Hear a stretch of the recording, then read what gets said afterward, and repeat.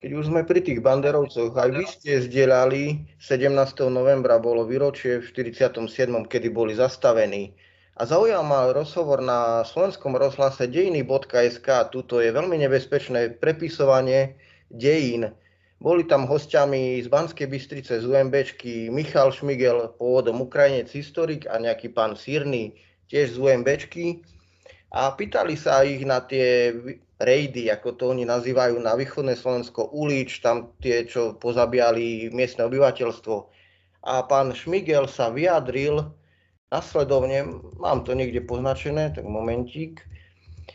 Ako vyzerali prvé rejdy UPA? Išlo o propagandistické pochody, ktoré sa vopred plánovali, vyberalo sa mužstvo a do oddielov sa zapájali zdatní a politicky podkutí propagandisti z civilnej OUN.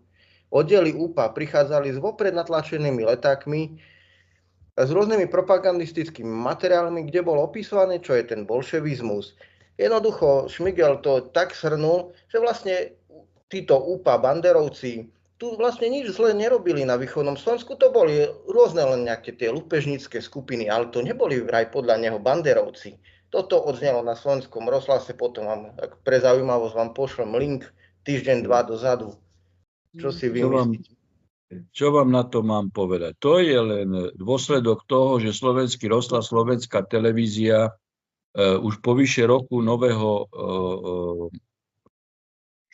novej exekutívnej zostavy nechala personálnu skladbu redaktorov všetko v zostave ultraliberálov hlasiacich agresívnu rusofóbnu politiku proti Ruskej federácii. To je dôsledok. A koniec koncom, keď už toto ste otvorili, tu treba sa dotknúť aj napríklad, a pán Danko to hovorí otvorene, že sú určité dohody a nie je možné robiť zmeny, pretože hlas všetky zmeny v slovenskom rozhlase a televízie brzdí s tým, že pokiaľ neobsadí post predsedu správnej rady Krajcer, ktorý je prvý ideologický architekt LGBTI agendy, tak nedochádza k zmene.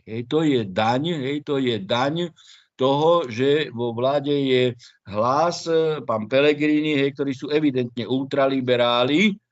No a potom je tu Smer, ktorí sú ako stredoliberáli a v podstate robia presne to isté, čo predchádzajúca vláda, len historicky rozprávajú úplne iné a potom je tu SNS, ktorá toto nemôže presadiť. Čiže v výsledku tejto relácie a vôbec od vysielania takejto lživej nepravdy sa niečo čudovať. Pozrite, ja pochádzam z 10 detí. Ja som Tatranec tak ako vy. Čiže sme zo severného Slovenska, áno? Môj otec bol rodený v 3. roku, 1903.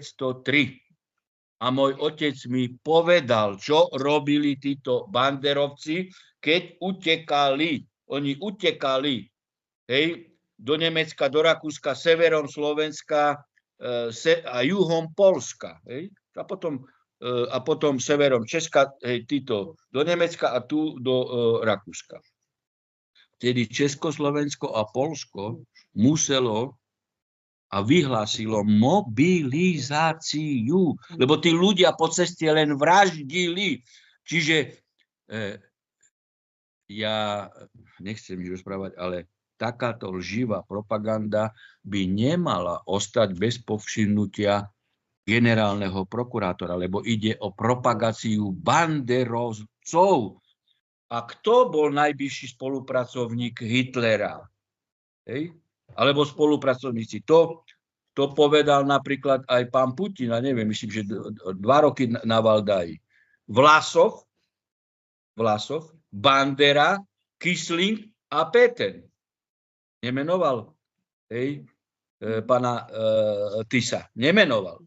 Hoci slnečkári sa snažia nám predostrieť pozíciu Tisa ako vojnového zločinca. Keby to tak bolo, ruské archívy by to zaznamenali, ale nechcem sa toho dotýkať. Je nesporné.